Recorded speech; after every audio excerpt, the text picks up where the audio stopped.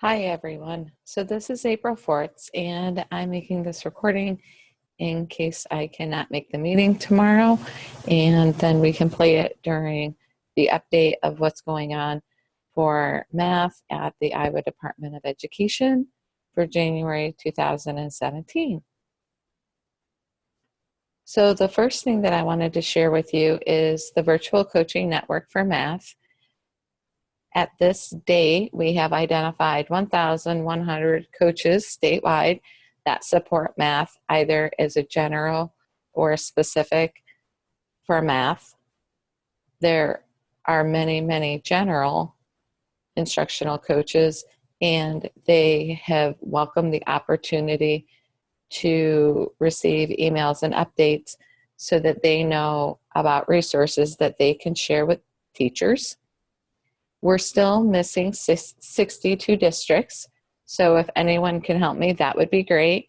And I've enclosed the sheet, the Google Drive sheet that we're looking for, and I've tried to make contact with many of these, but if any of you know of instructional coaches in these districts or who I might contact, that would be great, because we definitely want to make sure everyone has access to the same information.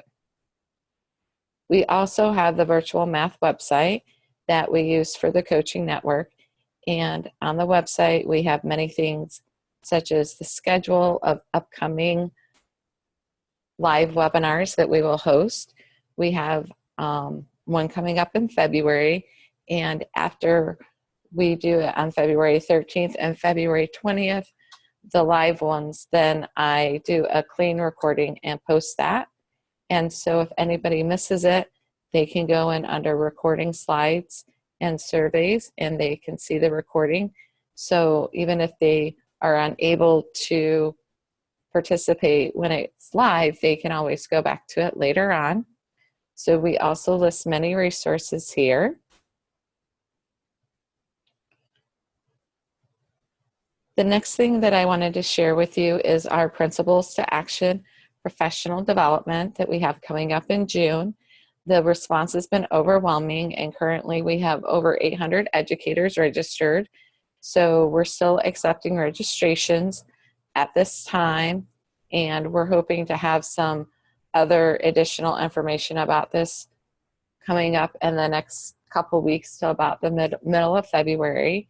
And so you can see currently there's somebody in here looking at it, and this flyer does contain the registration links.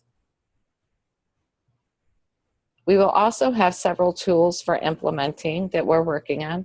So there will be a website, and we'll have supports on there for book studies, for implementation guides, IC maps.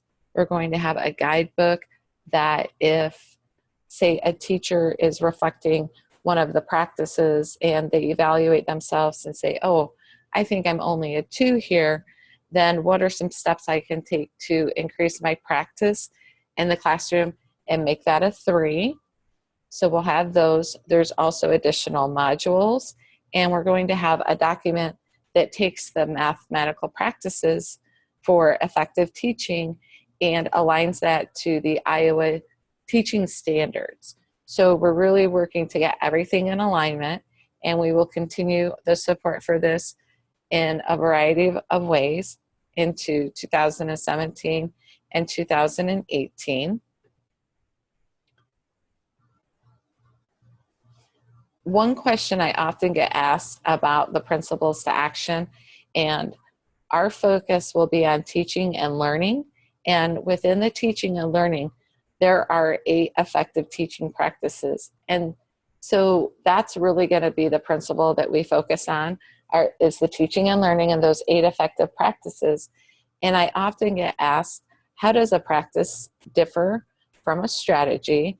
So one of the things that I offer to people as an explanation to easily understand it is my family has the practice of having dinner every evening. Some of the different strategies that we use to have dinner in the evenings is we might order out, we might go out to eat, we might pick up a pizza and bring it in, we might cook dinner, it might be left overnight. So many of the strategies that we're already using across Iowa will fit right into these practices. So it's not going to feel like something that additional educators need to focus on, but it is a way to kind of umbrella what they're already doing.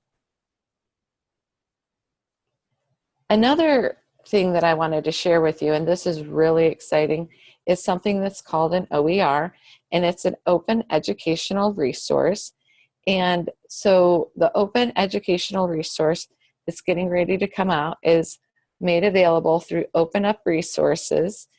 And what makes this great is several of our math educators, K-12, already use illustrative mathematics. And this website has different tasks. So people have been able to go in and they might pick fourth grade and view the details and go into a certain cluster in our standards and see a task that can help them have students really break that standard down.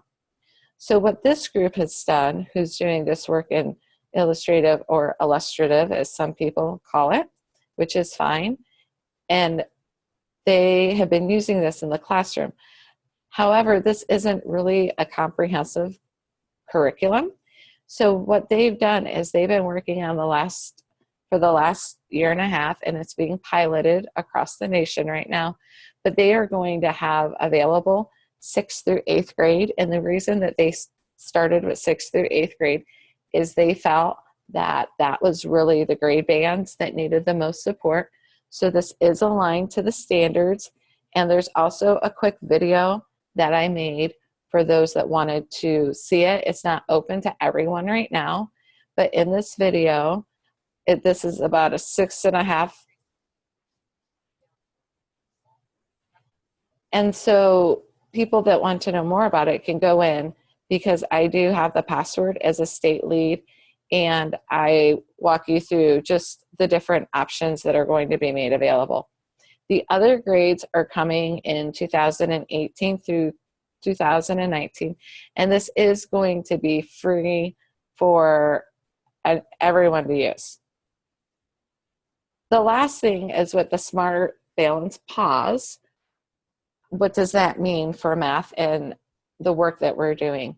Well, fortunately, we made the focus on instruction, and so we can continue to use the assessment targets information that's available on our website, because this work was done by national leaders and experts, and it was done and then used by other organizations like Smarter Balance, PARC, Achieve the Core, to then make those products that are in alignment.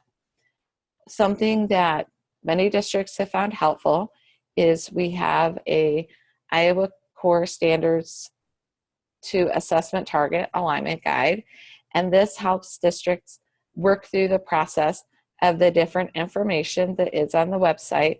We've included screenshots to make sure that everyone has a common understanding of the vocabulary, and the focus is really around the content standards as well as the standards for mathematical practices.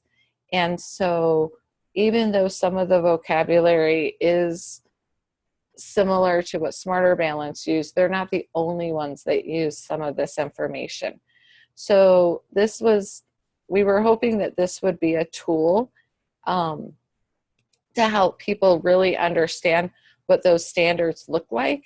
And so this is just a way that they can continue to look at the standards and use that to guide their instruction to say, do I really have the shifts present in my instruction? Do I have the focus? Do I have the coherence? Do I have the rigor? Now remember, we're local control, so the districts get to decide. So this should just be used as a tool or a guide to help them. And if districts are working with Achieve the Core or different frameworks, this should align perfectly well and really be like the icing on the cake. Another thing is we have a standard-based grading rubric, and many districts that are trying to do scales in the standard-based grading have really found this to be helpful is a way to kind of see what those would look like, and what might a student who is just coming into that knowledge, and a student that kind of has it, and what does proficiency, what could that look like, and what could a student who is exceeding that standard. And then the other thing that's really helpful that educators and coaches have found helpful is it has these threshold achievement level descriptors. So it gives educators just some guidance of some things to think about and consider, like if a student is just entering a 2, what should the things be that they're able to do. And it also includes the practices. If you scroll past 3 through 5, and I'm just going to do that quickly, then you'll be able to see after we get through the 3 through 5 that we start talking about the standards for mathematical practices and the problem solving, modeling, and data analysis, and then also in communicating reasoning. So all these things are just tools that we can use to improve our instruction. In no way is this a way to say this is how everyone should be doing it. So again, I hope it adds to what we're already doing, and people have really, educators have really liked it, and the coaches have really found this informational. So if you have questions, you can contact me, and here's my cell. And I didn't put my email in this, but I will also attach my email to the slideshow, and if I'm unable to be there in person, then you'll have access. And so this is just some of our other resources. Some other networks that we're going to be starting in the next few weeks are ones for other educators, but they won't necessarily be dynamic. Like for example, there will be ones where, like for teachers, where they can go in and watch some of the recordings. And I will just show you, let me go ahead and get out of this.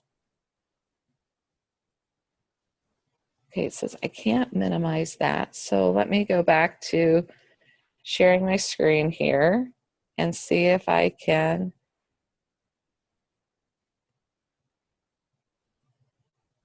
Here's what I wanted to do. I wanted to exit out of that, and then I wanted to show you how the viewing is going. So I think we're picking up some momentum because I put all of these videos on my Department of Ed YouTube channel. And so you can see then, if I go to my channel, and you can see that we're starting to get some pretty good amount of views. So for our December webinar, we had 122 views. For our January, we're up to 34, but I haven't yet shared that with the coaches because I just got that one done. And then for November, we had 119 views, and we've received really good feedback on that. So that's what I wanted to share with you. And again, please reach out to me. And if you can help me get any of these missing districts, that would be great. Thank you, and I hope to join you in person or via Zoom next month.